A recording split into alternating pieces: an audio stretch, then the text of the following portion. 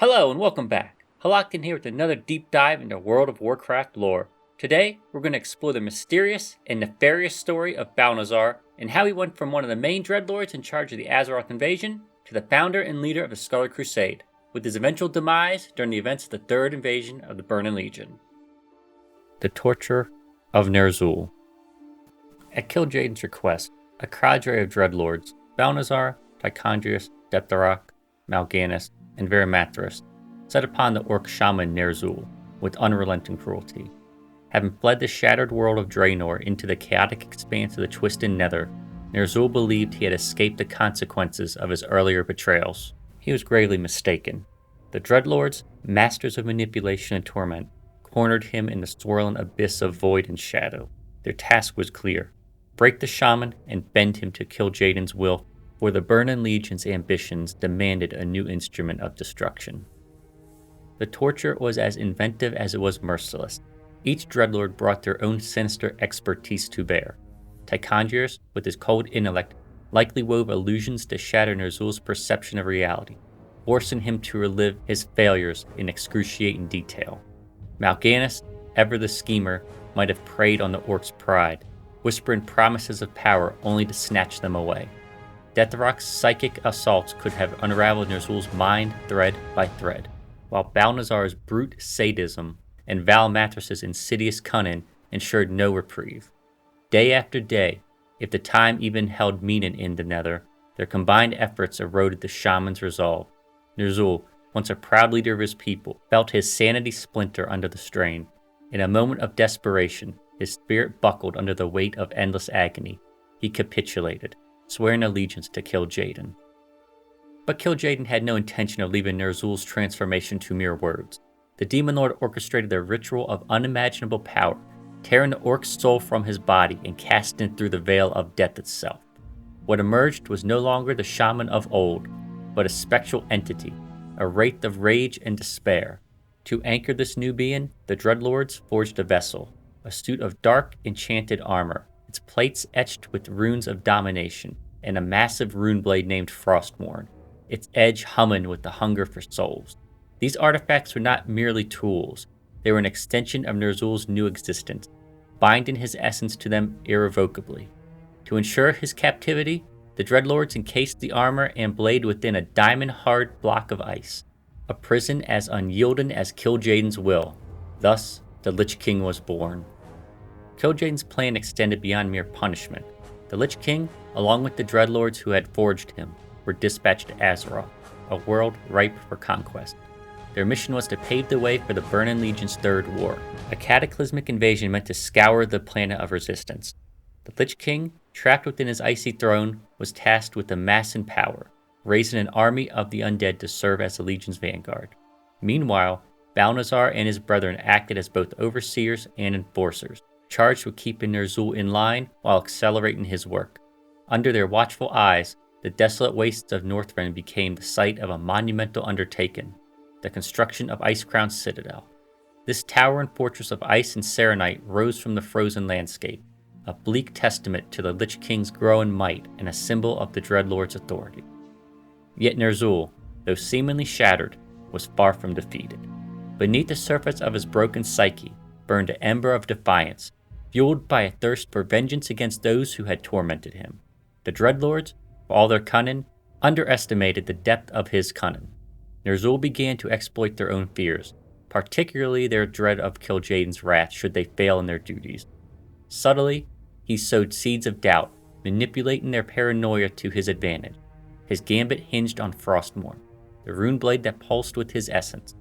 Convincing the Dreadlords that releasing the blade would serve their master's ends, perhaps as a lure for a worthy champion to further the Legion's cause, Ner'zhul tricked them into granting him a sliver of freedom.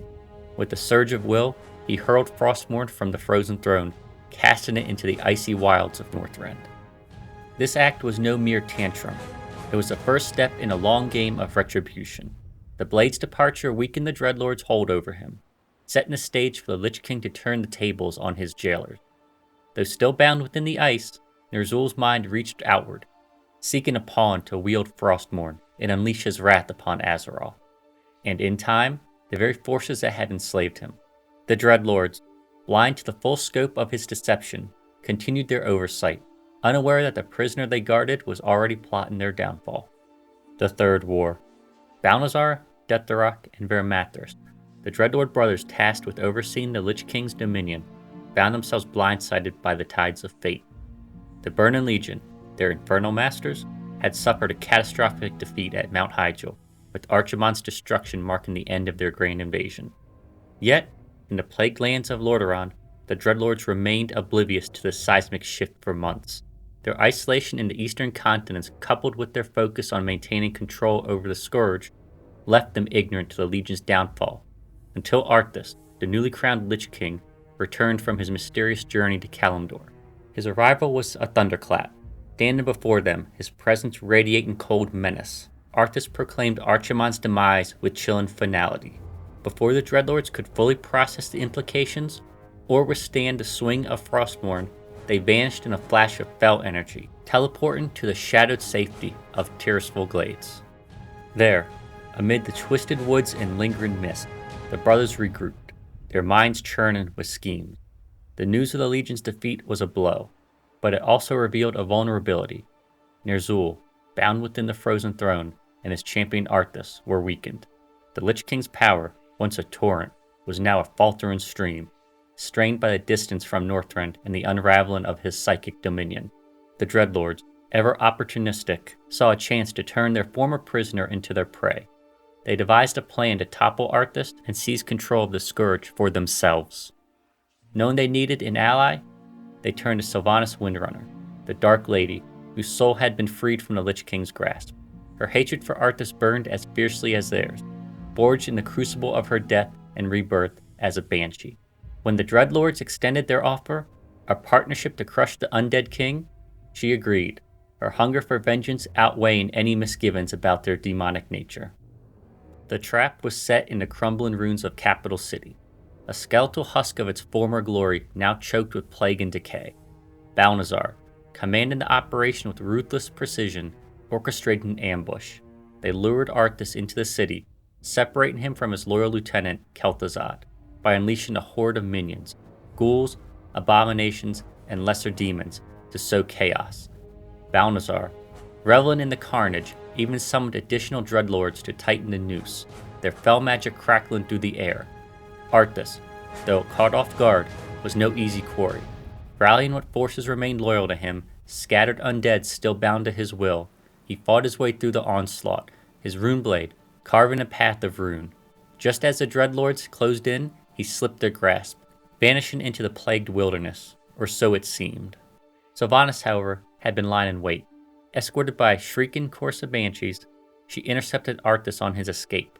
Her vengeance had been meticulously planned, a slow, agonizing demise for the man who had slaughtered her people and damned her to undeath. She loomed over him, her spectral form radiating malice, arrows notched with paralyzing venom ready to prolong his torment. But before she could savor her triumph, Kel'Thuzad emerged from the shadows, his necromantic power flaring. The Lich drove her back with the barrage of frost and shadow, forcing Sylvanas to retreat. Arthas, battered but alive, fled Lordaeron entirely, leaving the Plaguelands behind. In his absence, Balnazzar seized the opportunity, claiming dominion over the ruined land as its de facto ruler. Confident in his victory, Balnazzar dispatched Vermathras to bring Sylvanas into the fold, envisioning a new order under Dreadlord rule with her as a subordinate. But Sylvanas had no intention of bowing to another master. Her ambitions had grown beyond mere revenge. She sought a kingdom of her own. Turning the tables, she launched a full-scale assault on Lordaeron. In a stunning betrayal, she confronted Vermathras and rather than kill him, offered him a choice: serve her or perish. The Dreadlord, pragmatic to his core, bent the knee, swearing allegiance to the Banshee Queen. Together, they marched on Balnazzar's stronghold. Along the way, Sylvanas struck down Deathrock, eliminating one brother and forging an uneasy alliance with Grand Marshal Garithos, a human warlord whose hatred for the undead rivaled her own. Balnazzar's scouts brought dire news. Vermathras had turned traitor. Deathrock was dead, and Sylvanas' forces, bolstered by Garithos' troops, were besieging his fortified ruins. The Dreadlord rallied his demonic minions, summoning Felguards and Fellhounds to bolster his defenses. but the tide was against him. Sylvanas' banshees wailed through the streets, possessing his forces and turning them against one another, while Gyarados' soldiers hammered at the outer walls. Balnazzar roared in defiance, hurling threats of eternal retribution, but his lines buckled under the dual assault. The runes became his tomb, as Sylvanas and her unlikely allies overwhelmed his defenses. In the aftermath, Sylvanas, Varimathras, and Gyarados approached the fallen Dreadlord. Balnazzar, bloodied but unbowed, sneered at his brother, certain that Varimathras would never violate the Natharzim sacred rule against killing one another. Sylvanas, however, had no patience for sentiment. She commanded Varimathras to strike the killing blow as proof of his loyalty. The air grew thick with tension as Varimathras hesitated, the weight of his kind's laws pressing against his survival instinct. Balnazzar mocked him, his voice dripping with scorn. With the final reluctant swing, Varimathras ended Balnazzar's reign, his fell energies dissipating into the ether, or so it appeared. Dreadlords are notoriously difficult to truly destroy, and whispers of Balnazzar's survival would linger in the shadows of Lordaeron's future. For now, though Sylvanas stood victorious, her grip on the Plaguelands tightened as she carved out her own dark legacy. The Ashbringer. Unbeknownst to Sylvanas, Balnazzar had not met his end in the ruins of Lordaeron. The cunning Dreadlord, ever a master of deception, had orchestrated his apparent demise with Varimathras' reluctant strike, a ruse to preserve his existence. As his fell essence lingered, he retreated into the shadows of the Plaguelands, biding his time beneath the notice of his enemies. The Banshee Queen, triumphant in her conquest, remained oblivious to the fact that her foe yet lived, plotting from the depths. Balnazzar was not one to languish in defeat.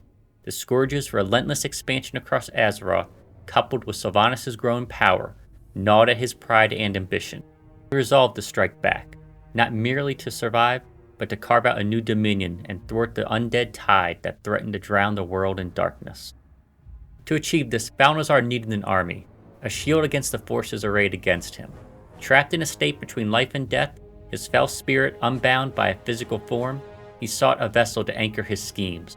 His gaze fell upon Seydan Dathrohan, a stalwart paladin of the Silver Hand whose zeal burned brightly against the Scourge.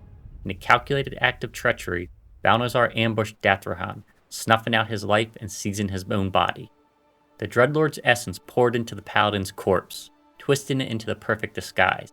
With Dathrohan's visage and authority, Balnazzar infiltrated the remnants of humanity's defenders, his true nature veiled behind a mask of righteousness. From this position, he co-founded the Scarlet Crusade, a militant order born from the ashes of despair.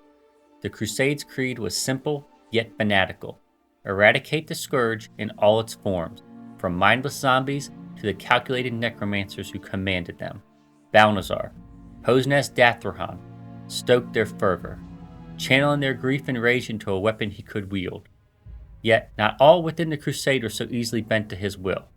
Alexandros Mograine, the Ashbringer, stood as a towering figure of virtue and resolve, his legendary blade a beacon against the undead. Balnazzar quickly realized that Mograine's unyielding moral compass made him impervious to corruption.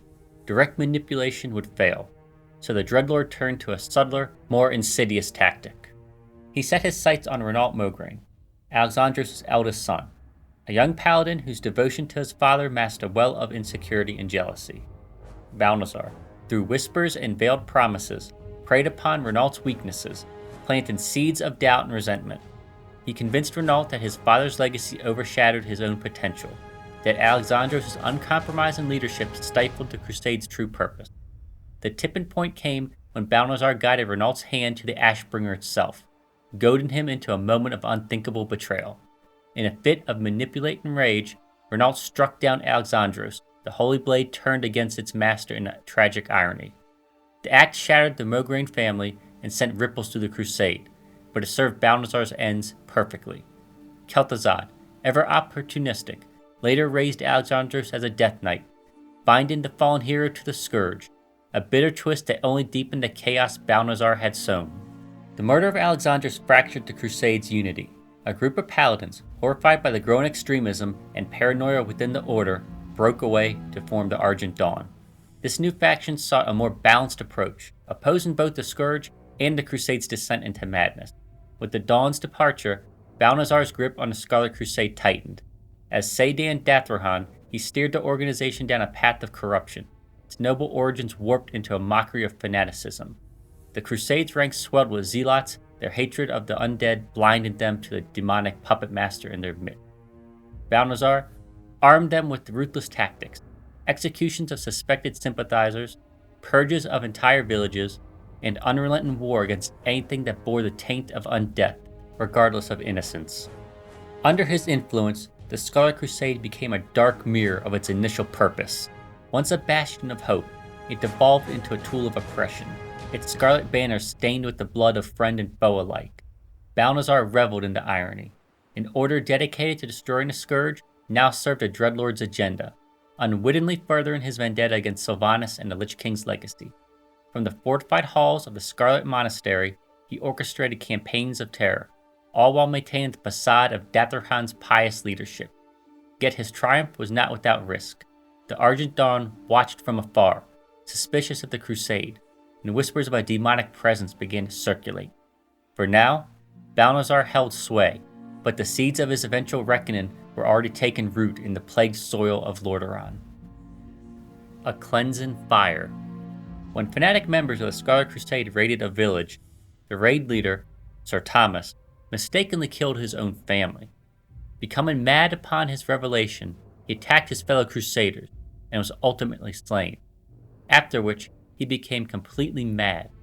Soon after his death, Balnazzar transformed Sir Thomas into the Headless Horseman. Light's Wrath.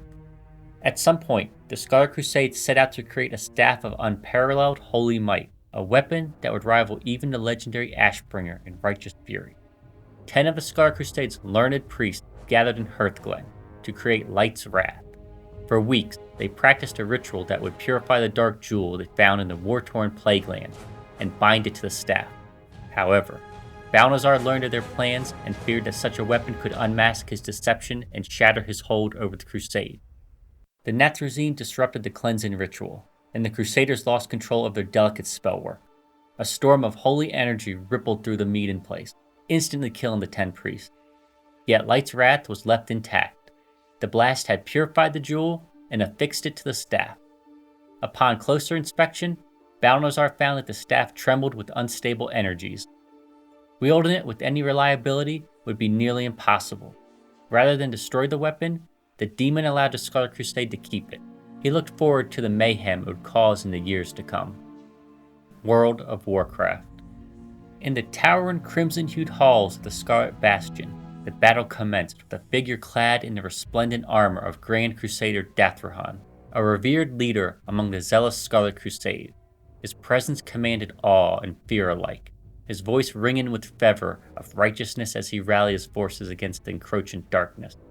The clash of steel echoed through the stone corridors, a symphony of war waged in the name of purity and light. Yet as the fight wore on, something unsettling began to shift. The Grand Crusader's movements grew erratic, his words laced with a guttural edge that seemed to betray the sanctity of his station. Then, in a moment of horrifying revelation, the facade shattered. His human form slothed away like a discarded husk, revealing the monstrous truth beneath. A Dreadlord of the Burning Legion, a demon of immense power and malice. The once noble visage of Datharhan gave way to a towering, bat-winged abomination, its skin a molten tapestry of shadow and flame, its eyes glowing with infernal intent. The warriors of the Bastion, though shaken, rallied against this unholy betrayal. Swords flashed, blessed by the divine rites, and arrows flew, tipped with sacred silver. The battle was fierce, a desperate struggle between mortal resolve and demonic fury. At last, with the final resounding blow, the creature was slain. Its roar of defiance faded into a deathly silence as it collapsed upon the blood-streaked floor. In the aftermath, the Dreadlord's grotesque head was severed from its body, a grim trophy of victory and a warning to all who would deceive the righteous. It was carefully preserved, wrapped in consecrated cloth, and borne by a weary yet triumphant delegation to Duke Nicholas Zeverinhof, a stalwart nobleman and ally of the Crusade. The delivery was both a symbol of their hard-won triumph and a somber reminder of the treachery that lurked even within their most hallowed ranks. To Zeverinhof, it was proof that the fight against the Legion demanded not just strength, but unrelenting vigilance. Cataclysm. After the Cataclysm rocked the world, Balnazzar slaughtered the Scarlet Crusaders in Stratholme and transformed them into the undead creatures they had once hated, using his necromantic powers to resurrect them as the Risen. He also taught the Risen Hammersmith to make demonic weapons. Eligor Dawnbringer tasked adventurers to slay him. His weapons and armor, Demon Shear, the Hammer of the Grand Crusader, the Crown of Tyranny, the Shroud of the Natrazim, and Book of the Dead, were recovered from his body and stored in the Sanctum of Light. Legion. As the third invasion of the Burning Legion erupted across Azeroth, Balnazzar emerged from the shadows of the Plaguelands to join the demonic onslaught. The portal within the Tomb of Sargeras yawned wide, a festering wound in reality through which countless demons poured to assault the mortal defenders at Broken Shore. The battle was a maelstrom of chaos and despair, a crucible that tested the resolve of Azeroth's champions. Balnazzar, still cloaked in the guise of Sadan Dathrohan, crossed the threshold with relish, his fell heart burning with the promise of carnage. The Broken Shore became a graveyard of shattered hopes, and amid the fray, the paladin Tyrion Fordring, wielder of the Ashbringer, and the symbol of the Light's defiance, was captured by the Legion's forces. Balnazzar saw an opportunity in Tyrion's fall. The Ashbringer, that hallowed blade of legend, was wrestled from the paladin's grasp, and the Dreadlord took it upon himself to guard it. His plan was as sinister as it was patient. He would lie in wait, a predator poised to strike, ready to ambush whoever dared claim that weapon. By possessing the body of the Ashbringer's new bearer, Balnazzar aimed to twist their power to his own ends, furthering his vendetta against Azeroth's defenders. He positioned himself near the blade, its radiant energies a mocking contrast to the fell corruption pulsing within him. Yet fate denied him his prize. A champion, perhaps emboldened by desperation or guided by the light, retrieved the Ashbringer before Balnazzar could spring his trap. As the Dreadlord's claws grasped at empty air, he fixed the new wielder with a glare, telling the champion that his journey has only just begun, before retreating into the chaos of the battlefield. Though thwarted, he vowed to return, his hunger for vengeance undimmed. Balnazzar's ambitions did not end at the Broken Shore. He resurfaced later, his sights set on a new target, the Netherlight Temple, a sacred bastion of the Conclave priests nestled deep within the Twisted Nether. This shimmering stronghold, a beacon of light amid the void's endless turmoil, drew the Dreadlord's ire.